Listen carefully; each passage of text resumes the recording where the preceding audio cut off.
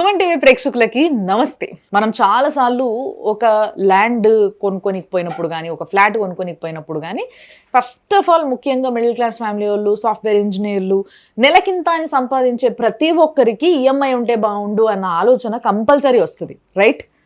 Yes, investment EMI అయితే చాలా బాగుంటుంది, నేను ఎన్నో కొనేసుకుంటుండే అనే ఆలోచన ఎంతో మందికి ఉంటుంది. ముఖ్యంగా ఈ విధంగా ఆలోచించే వాళ్ళందరికీ వాళ్ళ ఇన్వెస్ట్మెంట్ ఇక్కడ పెట్టుకోవడానికి బాగుంటుందని చెప్పి ఒక అద్భుతమైన ప్రాజెక్ట్ గురించి ఈరోజు నేను మాట్లాడబోతున్నాను. నా ముందు ఉన్నారు 46acres.com founder and CEO Santosh గారు. ఎస్, నమస్తే అండి. నమస్తే మేడం. యాక్చువల్గా నా బడ్జెట్ 50,000 అనుకోండి, ఏదైనా కొనుక్కోవడానికి, ఒక వస్తువు కావచ్చు, ఏదైనా కావచ్చు. 50,000 అయితే అది ఈఎంఐలో వస్తుంది అని అంటే నేను 150,000 పెట్టైనా కొంటదాన్ని, ఎందుకంటే ఈఎంఐ కాబట్టి obviously I can make money by the time. So ఈ విధంగా ఆలోచిస్తారు ఎవరైనా. సో దీనికోసము ఒక అద్భుతమైన ల్యాండ్ పైన ఇన్వెస్ట్ చేసేటప్పుడు, ఒక వస్తువు గురించి అట్లా ఆలోచించినప్పుడు, నేను ఒక ల్యాండ్ పైన ఇన్వెస్ట్ చేసేటప్పుడు రేటుతో పాటు దాని యొక్క వాల్యూ ఏ విధంగా రేపు పెరగబోతుంది, అది నా పిల్లలకి ఏ విధంగా పనికొస్తుంది అనేది ఆలోచిస్తారు. సో ఫస్ట్ లెట్స్ సే ఆ ల్యాండ్ ఎక్కడుంది, అసలు ఈఎంఐ ప్రాసెస్ అన్న ఆలోచన మీకు ఎందుకు వచ్చింది? ఇప్పుడు మనం డిస్కస్ చేసిన ప్రాజెక్ట్ పేరు మన ఊరు. ఇది మొత్తం 200 acres mega gated community DDCP approved project, RERA registered project. అన్ని డెవలప్మెంట్స్తో సహా ఇస్తాము. ఇది ఈఎంఐ ఇస్తున్నాం కదా అని చెప్పేసి ఫామ్ ల్యాండ్ 4 గీతలు గీసి రాళ్ళు వాత అమ్మే ప్లాట్ కాదు ఇది.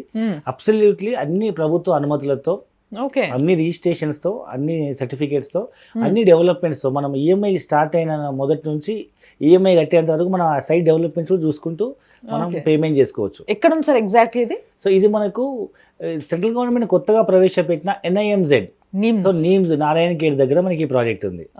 సో ఈ నీమ్స్ నారాయణఖేడ్ అనేది మీకు వినే ఉంటారు చాలా సార్లు, నేను చెప్పాను కూడా. సెంట్రల్ గవర్నమెంట్ సుమారు 13,600 ఎకరాల్లో 36,000 కోట్ల పెట్టుబడితో ఇన్ఫ్రాస్ట్రక్చర్ అండ్ ల్యాండ్ పూలింగ్ కి అంత డబ్బులు కేటాయించి సుమారు 5 లక్షల కొత్త ఉద్యోగ అవకాశాలు వస్తున్నటువంటి ప్రపంచవ్యాప్తంగా టాప్ మోస్ట్ కంపెనీస్ అన్నిటి ఇన్వైట్ చేసింది ఇక్కడికి. లైక్ ఎలాంటి కంపెనీస్ అనేది కూడా చెప్పరా? ముఖ్యంగా 3 సెగ్మెంట్స్ అండి: automobile, electronics and FMCG. Automobiles అంటే అన్ని EV వెహికల్ మ్యానుఫ్యాక్చరింగ్ అన్ని ఇక్కడికి వచ్చేసినాయి. లైక్ US లో ట్రిటాన్ 21,100 కోట్లతో electric and bus and truck manufacturing company.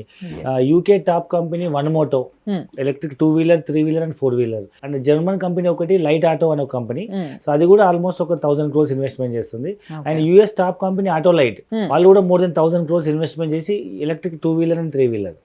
ఈ విధంగా DRDO డిఫెన్స్ వెహికల్ వాళ్ళు 1000 కోట్లతో వెమ్ టెక్నాలజీస్ అని ఫ్యూచర్లో మనం సైన్యంతో యుద్ధము మనుషులు కాకుండా డ్రోన్లతో ఫైట్ చేసేటట్టు, డ్రోన్లోనే GPS బాంబర్స్ ఉంటాయి, మనం రిమోట్ ద్వారా వాటిని మనం పంపించి బ్లాస్ట్ చేయొచ్చు. ఎలక్ట్రానిక్స్ చూసుకుంటే ఇప్పటి వరకు వచ్చిన హైయెస్ట్ ఇన్వెస్ట్మెంట్ ఎలక్ట్రానిక్స్ లో 24,000 కోట్లు.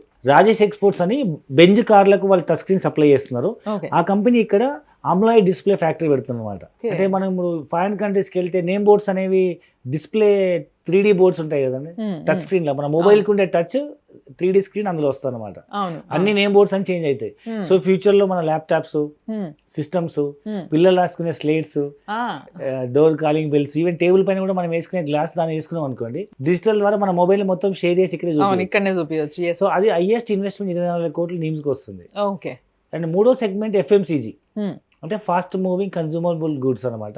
ఉదయం లేస్తే వాడే బ్రష్ పేస్ట్ నుంచి గుడ్ నైట్ కాయల వరకు ప్రతి వస్తువు అక్కడే తయారవుతుంది. సో ఈఎంఐ దగ్గరకు వస్తే ఎట్లా ఇది, అంటే ఈఎంఐ ఆలోచన ఎందుకు వచ్చింది, అండ్ ఈఎంఐ ఎట్లా మేము ఏ విధంగా, అంటే బ్యాంక్ నుంచా మీ నుంచా, ఏంది ఇది ప్రాసెస్? సో జనరల్గా ఏంటంటే 5 ఎకరాలు 10 ఎకరాలు 20 ఎకరాలు వెంచర్ వేస్తే మనం ఇవ్వలేము.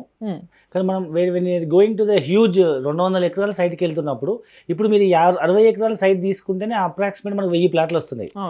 సో మన భారతదేశంలో ఎక్కువ మట్టుకు సామాన్య మధ్యతరగతి వాళ్ళు, హయ్యర్ అప్పర్ మిడిల్ క్లాస్ వాళ్ళే ఎక్కువ ఉన్నారు కాబట్టి మనం అందరినీ పరిధిలోకి తీసుకోవాలనుకుంటే కొంతమంది లోన్ రావచ్చు, రాకపోవచ్చు, ఆల్రెడీ ఎగ్జిస్టింగ్ హోమ్ లోన్ ఉండి, లేకపోతే సిబిల్ ప్రాబ్లం అయ్యిండో, అలాంటి వాళ్ళని దృష్టిలో పెట్టుకొని ఇద్దరు wife and husband job, maximum Hyderabad లో జాబ్ చేసే వాళ్ళు బతకాలంటే ఇద్దరు భార్య భర్త ఏదో వర్క్ చేయాలి. సో ఒకరి ఇన్కమ్ ని మనం ఈఎంఐ కింద పెట్టుకుని చేసుకునే విధంగా, లేదా కొత్త కెరీర్ లో జాబ్ వచ్చిన వాళ్ళు, వాళ్ళకి ఏ లోన్స్ రావు, సో అంత ఫండ్ ఫుల్ చేయలేరు కాబట్టి మనం వాళ్ళని దృష్టిలో పెట్టుకొని, లేదా ఇంకొంతమంది ఒక ఇంట్లో 4-5 ఉంటారు, అందరూ పని చేస్తారు, బట్ వాళ్ళకి ఏ ఇన్కమ్ ప్రూఫ్ ఉండదు. సో అలాంటి వాళ్ళని దృష్టిలో పెట్టుకొని మనం ఈ ఈఎంఐ ఆప్షన్ స్టార్ట్ చేసినాం. మరి దీనికి ఇప్పుడు మామూలుగా బ్యాంకులో ఒకవేళ ఇట్లా లోన్ తీసుకున్నాం అనుకో, ఈఎంఐలు కడుతున్నాం అనుకో, దాంట్లో ప్రిన్సిపల్ అమౌంట్, ఇంట్రెస్ట్ ఇట్లా సపరేట్ అట్లా మీరు కూడా ఇంట్రెస్ట్ చేస్తున్నారా? అంటే ప్రజెంట్ మనం కోట్ చేసిన ప్రైస్ అయితే 6,000 రూపాయలు గజము, అంటే 5,750 రూపీస్ స్క్వేర్ యార్డ్. దీంట్లో మనము ఇంకా మళ్ళీ ఈస్టో వెస్టో నా కార్నర్ అయితే అప్రాక్సిమేట్ 6,000 అని చెప్పినాము. యాక్చువల్ ప్రైస్ అయితే 5,750. ఓకే. సో మనం ఈస్టో కార్నర్ ఇంకా అడిషనల్ చార్జెస్ ఏమైనా ఉంటే అది 6,000 రౌండ్ ఫిగర్ అవుతుంది అని చెప్పినాము, రిజిస్ట్రేషన్ అని కలుపుకొని. So 5,750 basic price. ఇది 2 years ఈఎంఐ. ఓకే. సో ఇక్కడ 150 గజాలు మినిమం సైజ్ అండి. ఇది కూడా మనం సామాన్య మధ్యతరగతి దృష్టిలో పెట్టుకుని పెట్టి 150 గజాలు ఇంటూ ఒక గజానికి 6,000 రూపాయలు వేసుకున్న 9 లక్షలు అవుతుంది. దీంట్లో 2 lakhs రూపీస్ ముందు డౌన్ పేమెంట్ కట్టాలి, బుకింగ్ అమౌంట్. మిగతా ఎవ్రీ మంత్.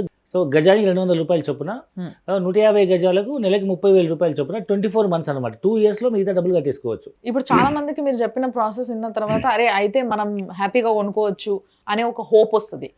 ఇట్లాంటి వాళ్ళు ఏమేమి తీసుకురావాలి మీ దగ్గరికి, అంటే ఏమేమి కావాలి మీకు? లైక్ ఆధార్ కార్డ్ ఇట్లాంటివి ఏవో తీసుకుంటారు కదా, మీరు అట్లాంటివి ఏం పెట్టుకుంటారు? సో జనరల్గా మనం ప్రతి అప్లికేషన్కి మనం ఆధార్ కార్డ్ తీసుకుంటాము, పాన్ కార్డ్ తీసుకుంటాము, అండ్ మనం ఒక అగ్రిమెంట్ తీసుకుంటాము. లైక్ బుకింగ్ అమౌంట్ మీద అలాట్మెంట్ ఇస్తాము, అదే ప్లాట్ మనము ఒక ఈఎంఐ బుక్ ఇస్తాము.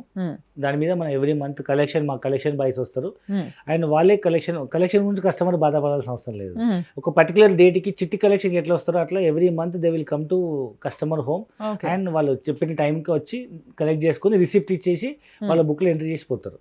సో ఇప్పుడు రిజిస్ట్రేషన్ అనేది కంప్లీట్ గా మొత్తం పే చేసిన తర్వాతనే అవుతుందా సార్, లేకపోతే ఏమన్నా ముందు చేస్తారా? మొత్తం కంప్లీట్ అయిపోయినాక రిజిస్ట్రేషన్ అవుతుంది. కానీ మనం అప్పుడు ప్రైస్ మారినా మనం ఈ ప్రైస్కే ఇస్తాం. ఫర్ ఎగ్జాంపుల్ ఇప్పుడున్న మార్కెట్ కండిషన్ ప్రకారం మనం 6,000 అమ్ముతున్నాం గజము. రేపు 2 సంవత్సరాల తర్వాత 6,000 ఉంటుందని రూల్ ఏం లేదు కదా. రియల్ ఎస్టేట్ అంటేనే పెరుగుతుంది. అదే మా దగ్గర ఉన్న పెరుగుతుంది, మీ దగ్గర ఉన్న పెరుగుతుంది. సో ఈ 6,000 ఏమో డబుల్ అయ్యే అవకాశం ఉండొచ్చు, అట్లీస్ట్ 50% అన్నా పెరిగి 9,000 10,000 అయ్యే అవకాశం కూడా ఉండొచ్చు. తిరిగి మనం 6,000 గజంతోనే రిజిస్ట్రేషన్ చేస్తాం. ఫైనల్లీ మీరు ఎంత టీవీలో కనిపించి చెప్పినా కానీ మాకేంది సార్ గ్యారంటీ, మీకు సగం పైసలు కట్టిన తర్వాత మీరు ఎక్కడికైనా దొరకకుండా పోతే ఎట్లా? ఎందుకంటే ఇట్లాంటి మాఫియా చాలా జరుగుతుంది బయట. మీరు ఎట్లా అని నేను అంటలే, బట్ చూసే వాళ్ళకి వచ్చే డౌట్స్ ఇవి కాబట్టి నేను అడుగుతున్నా. సో ఈ సగం కట్టిన తర్వాత మీరు రిజిస్ట్రేషన్ చేసుకోవాలనుకున్నా అప్పుడు 1 year ఈఎంఐ ఆప్షన్ కూడా ఉంది. 1 year మీరు కట్టి మిగతా 1 year బ్యాలెన్స్ కూడా కట్టండి, దానికి అప్పుడు రిజిస్ట్రేషన్ చేసేస్తాము. సో అప్పుడు మీకు ఇంట్రెస్ట్ రేట్ కూడా తగ్గుతుంది. ఇప్పుడు మనం అమ్ముతుంది 5,750 కదా, 5,000 రూపీస్కి రిజిస్ట్రేషన్ చేస్తాం 1 year ఈఎంఐ అయితే. వెరీ నైస్ సార్, నిజంగా చాలా మంచిది.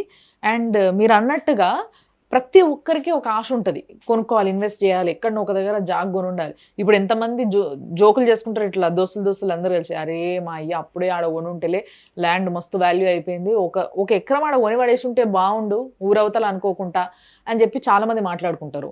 సో అదే మళ్ళా జరిగే అవకాశం చాలా ఉంది. కాబట్టి ఇలాంటి ఏరియాస్లో ముఖ్యంగా ఫ్యూచర్లో బాగా డెవలప్ అవ్వబోతున్న ఏరియాస్లో కొనుక్కోవాలి అన్న ఆలోచన ఇప్పుడు అందరిలో వచ్చింది. కాబట్టి అది ఎవరైనా కానీ, ఇందాక సార్ మీరు చెప్పిన ఎగ్జాంపుల్ నాకు బాగా నచ్చింది. వాచ్మెన్గా వర్క్ చేస్తున్న వ్యక్తి కూడా ఈరోజు బాగా అంటే సంపాదిస్తున్నారు, బాగా పైసలు ఉంటున్నాయి వాళ్ళ దగ్గర. సో వాళ్ళు కూడా నారాజ్ కాకుండా ఒక మంచి ప్రాజెక్ట్ అంటే ఇదే మన ఊరు అనే ప్రాజెక్ట్ చాలా అద్భుతమైన ప్రాజెక్ట్ అన్న విషయం నాకు అర్థమైంది. Thank you so much for this. Thanks a lot. Thank you.